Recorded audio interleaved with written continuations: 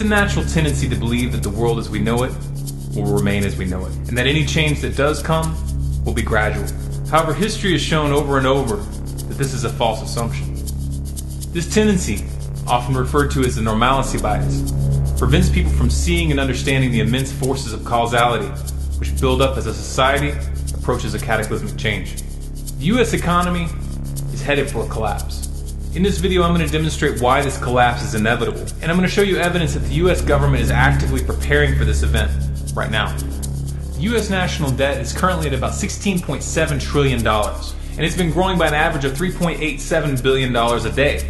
This is an inconceivable amount of money. The human mind just isn't capable of registering what numbers of this size actually mean. So let's take a look at a visual representation. This is $100. This is $10,000 in $100 bills. This is $100 million. It's also about how much 3,500 Americans would make with a salary of $28,500 a year. And this is 16 trillion. Again, these are stacks of brand new $100 bills. And guess what? This number is dwarfed by the unfunded liabilities that are estimated to stand between 86 trillion and 123 trillion, depending on who you ask.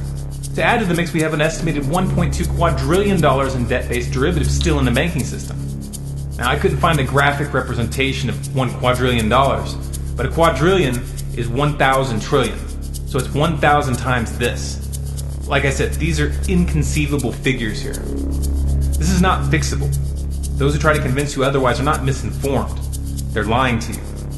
One way or another, we're headed for a breaking point. This is the inevitable result of having a debt-based currency. For more information on this topic, please watch my video entitled Why a Dollar and Euro Collapse is Guaranteed. The US government sees this coming and they are preparing. The way that they're preparing, though, should make the hair stand up on the back of your neck.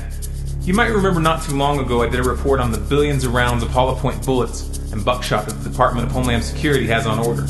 Perhaps you thought this was a crazy conspiracy theory. Well, if Forbes is willing to acknowledge it, is that mainstream enough for you? Last week, I put out a detailed report covering a leaked government document entitled Internment and Resettlement Operations, or FM 3-39.40, which clearly outlines the plans for military internment camps for U.S. citizens, and specifically mentions the use of psychological operations officers within the camps to isolate activists and to pacify the population. A link to the video and the document itself is in the description. And then there's this. Well, we have our big vehicle out here. It's an armored vehicle. It's an MRAP vehicle. It's mine resistant, ambush protected. That's what it stands for. This is what we use to deliver our team to high-risk warrant services.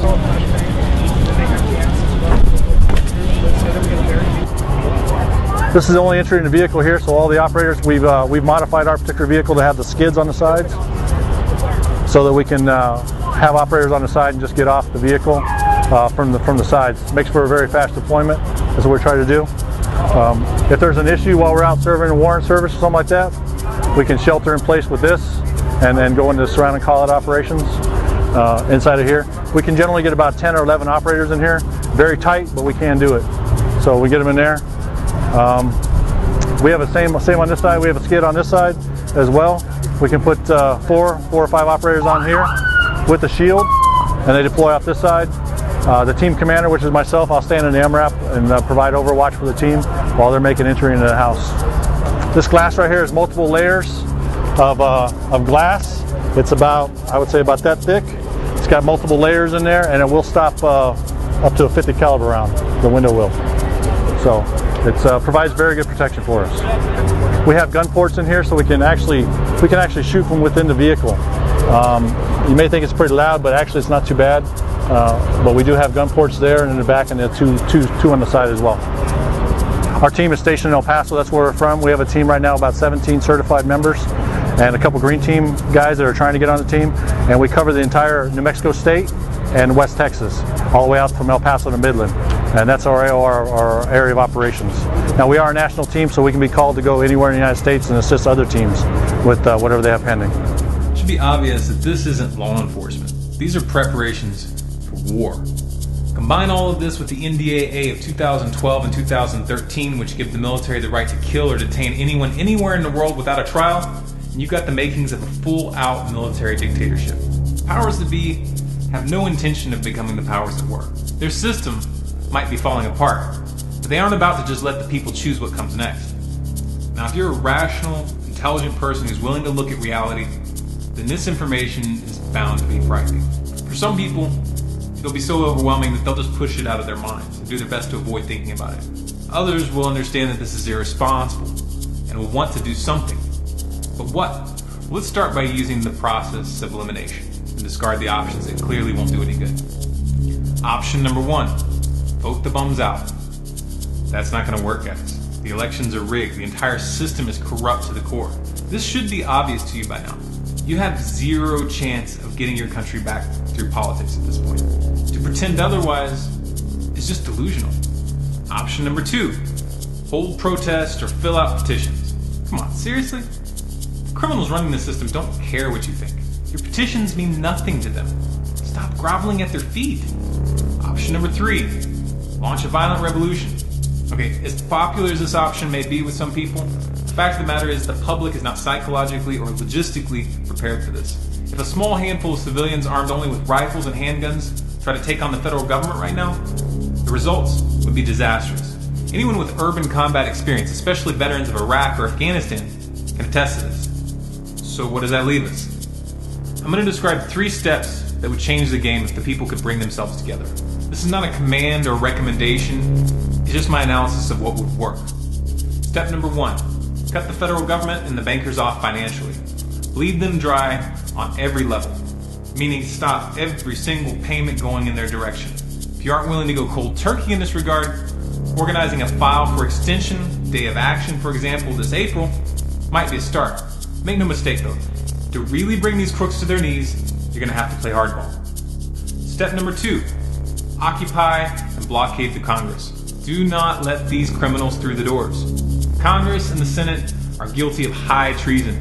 The most lenient penalty that they should face for the crimes that they have committed would be a life behind bars.